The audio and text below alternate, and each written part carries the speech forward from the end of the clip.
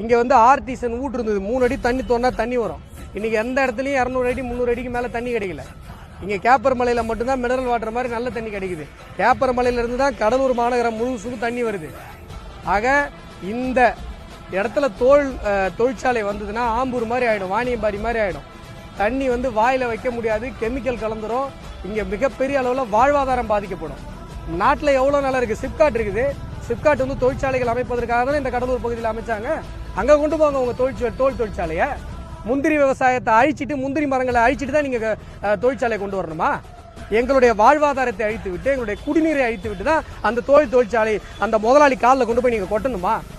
உயிரே போனாலும் சரி பாஜக களத்தில் நிற்கும். இங்க ஒரு ஏக்கர் இல்ல, ஒரு குடி மண்ணை கூட இந்த திமுக திராவிட மாடல் அரசு இந்த இடத்துல இருந்து உங்களுடைய தொழிற்சாலைக்காக எடுக்க முடியாது என்பதை இந்த நேரத்தில் நான் எச்சரிக்கையாக சொல்லிக்கணும். கார்பரேட் கம்பெனிக்காரனுக்கு தொழிற்சாலைக்கு தாரவாக்குறதுக்காக என்னுடைய மக்களுடைய நிலத்தை நீ அபகரிக்க முயற்சிக்கிறேன் என்று சொன்னா இந்த திராவிட மாடல் திமுக அரசு உருப்படுமா? கடலூர் மாவட்ட மக்கள் இனிமேல் ஒருத்தர் நீங்க திமுக ஓட்டு போட்டீங்கன்னா உங்களை விட